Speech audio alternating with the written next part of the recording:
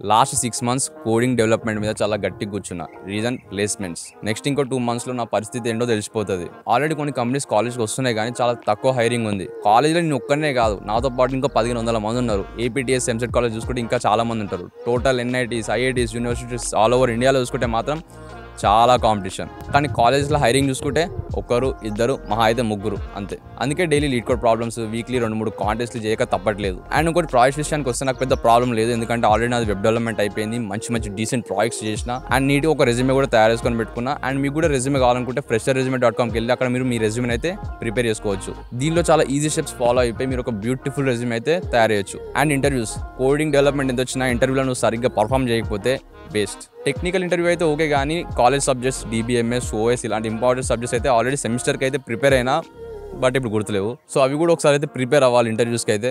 ఇంటర్వ్యూస్కి మంచి confidence and మంచి communication skills ఉంటే చాలు, పెద్ద ప్రాబ్లం లేదు. ఇంకా ప్యాకేజ్ విషయానికి వస్తే నాకు డైరెక్ట్గా ఫస్టే 20 లక్షలు, 30 లక్షలు, 40 లక్షలు ఇట్లా రావాలైతే అసలు ఏం లేవు. నాకు బెస్ట్ జాబ్ అనిపిస్తే చాలు, కావాలంటే తర్వాత డెసిషన్స్ మన చేతుల్లోనే ఉంటాయి. ప్లేస్మెంట్ వస్తేనే సెట్ అని నేనైతే అన్నా, ఎందుకంటే అందరికీ ప్లేస్మెంట్లో మంచి జాబ్లు అయితే రావు. చాలా మల్టిపుల్ ఆప్షన్స్ ఉన్నాయి బయట మీరు సెలెక్ట్ చేసుకోవడానికి.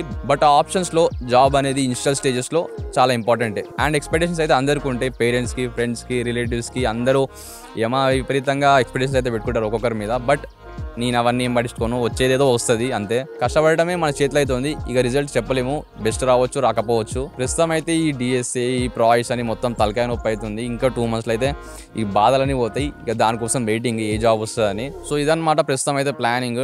డైలీ లీడ్ కోడ్ ప్రాబ్లమ్స్, కాంటెస్ట్లు అండ్ ప్రాజెక్ట్స్ అయితే మనది అయిపోయింది కాబట్టి కొంచెం సేఫ్ సైడ్లో అయితే ఉన్నా నేనైతే. కాకపోతే సబ్జెక్ట్స్ ఇంకా కొంచెం బెటర్గా ప్రిపేర్ అవ్వాలి. మీలో కూడా ఈ 2-3 మంత్స్లో ప్లేస్మెంట్స్ అయిపోతే ఏదో ఒక జాబ్ వచ్చేస్తాను అనిపిస్తే జస్ట్ ఈ 2 మంత్స్ 3 మంత్స్ అయితే చాలా కష్టపడండి, ఎందుకంటే మీకు ఇంకా బెటర్ ఆప్షన్ వచ్చే ఛాన్స్ అయితే 100% ఉంటుంది. So try to understand. And ఇంకా ఈ వీడియో నచ్చినట్లయితే తప్పకుండా లైక్ చేసి సబ్స్క్రైబ్ చేయండి. So that's it guys, thank you, bye bye.